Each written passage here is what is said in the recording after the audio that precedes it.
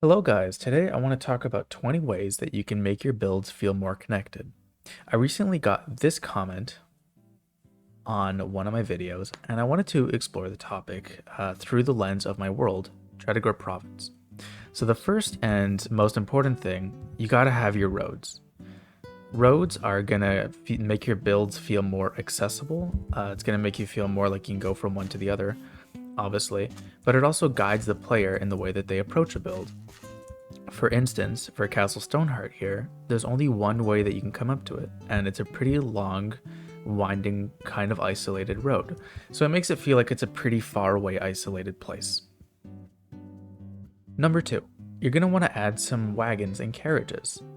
These are going to make your build feel more like there's motion going between them, and they're also going to add a bit of world building. This is a farming settlement, so the wagon leaving the settlement is going to be full of wheat. Number 3, sponsored bridges. Adding any bridge to your world is going to make it feel more connected, obviously. It's an important part of making those roads. But specifically, sponsored bridges, this one is sponsored by the Van Graffs, is going to make your world feel more meaningfully connected. So, who is actually keeping up and maintaining this connection between different places? This is the middle of the woods here. There's not much around, but the Van Graffs live way off that way by Regensburg. What this means is that the sphere of influence of Regensburg extends all the way out into the middle of this woodland, even though no one really lives here. Number 4, ships. Adding ships between two port cities, like Newport and New Gedem over there, is going to imply both a lot of people moving between places and trade, and you can then expand on that by adding in certain economies to your builds. Number 5, canals and railways. This canal here is in the middle of Regensburg, but you can also consider putting in a canal where there aren't any rivers in your world and you want to connect two major cities. The same goes for railways. Obviously, these solutions are a bit more late than most medieval builds that you'll be making, but if you're doing something early modern like this build here, they can be a great touch to the setting. Number 6, pirates and bandits. If you add a place like this in your world, a little bandit camp in an old castle ruin, it really helps with the idea that people are moving along the roads in your world. Because the only way that bandits can really properly attack people is if they're out of the settlements and moving between them. So by adding this element, you're going to really imply a lot of commerce and trade and motion in your world. Number 7, points of interest. This point of interest is a merchant who stopped along the road here and camped for the night against this tree. You can see that he's carrying along with him some crates, including this one full of perfume. This one here is also full of copper ingots. Now, perfume and copper ingots come from two faraway places in this world, so that's already an implication. But just having something along the road, other than the road itself, is going to immediately add interest to your world. Another fun way to do this is to add something like a little shrine on the side of the road, or an old ruin that the road passes through. A very specific type of point of interest is a battle site. Now, a battle site is interesting because it's going to really set the tone for your world. A battle site implies that there are factions, that there are warring factions, that there's a lot of violence, that there are places that are not only being affected by war, but that aren't being cleaned up. I can add kind of a more mature or horror element. And what it'll really do is imply a relationship between the different places in your world. For instance, we know that the winners of this battle belong to these four states. So this is Somerton, Evergreen, Marsh Castle, and Clarendon. We know that the losers of this battle are whoever this flag was, which is Stoneheart, way over there. So this implies that there is some kind of tension between this kind of Stoneheart faction and this alliance here. Number 9, you can add a pilgrimage site. If you want something a little bit more tame than a battle site, you can consider adding a big religious structure that's out in the middle of basically nowhere. This one's way off in the desert, where people come to pray. Number 10, a shared religion. If you want places in your world to feel like they're all part of one big shared cultural space, consider giving them all a shared religion. This one's pretty easy for me. I come from a Christian background, so most of my builds have churches. Number 11, shared corporations.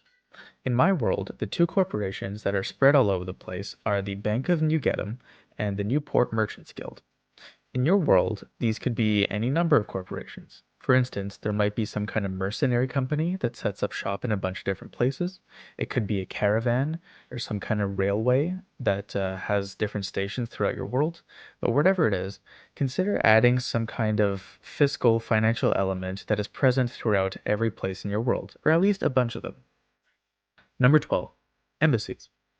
If you're building a big city in your world, consider what the relationship is with the other cities around them. If the relationship is positive, there's a good chance that they have embassies or consulates of those other cities within their walls. This is a good way of establishing a positive relationship with your places, and it's kind of the opposite of that battle site. Number 13, border posts.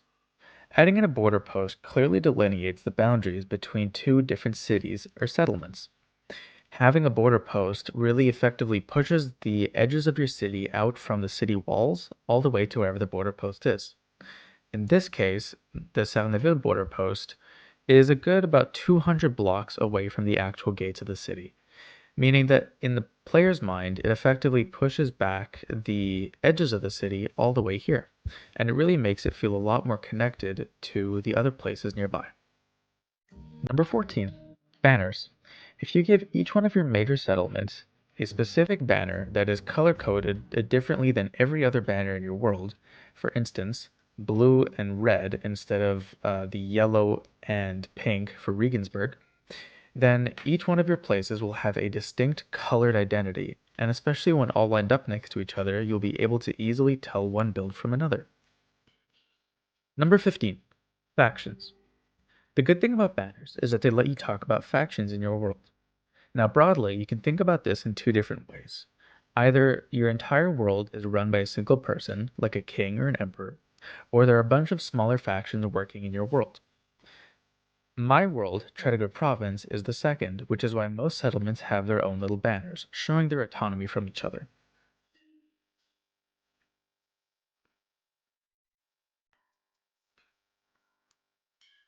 Number 16, lore. Of course, the easiest way to make two places connected is simply to say that they are. Now, writing something about your world will make it a lot richer, but you have to consider who has access to that writing and how much it really adds. For instance, anyone can download my world and come to this place called the Valley of the Cairns.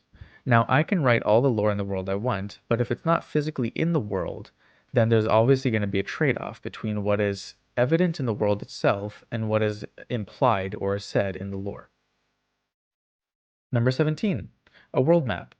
While you're at it writing lore, you can also come up with a map for your world. Now, the way that I did this was by using MCA Selector, but you can use whatever method you want. Ultimately, drawing connections between different places in your world will give you a much better idea and visualization in your head of the ways that they connect and intersect, as well as the ways that they probably should. If you see a big area where there aren't any roads, but there are a couple of settlements, you might want to connect them in world.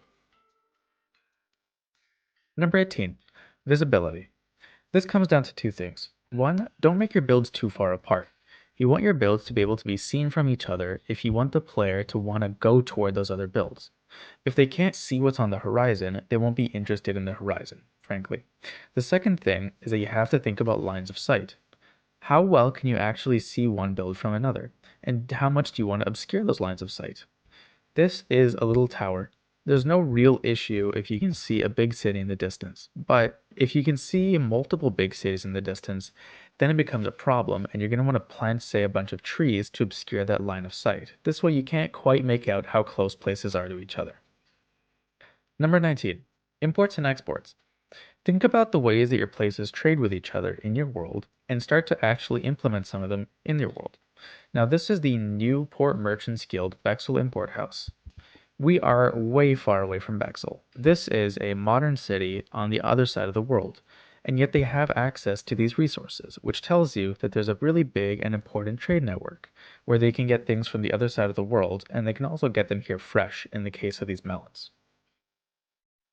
Number 20.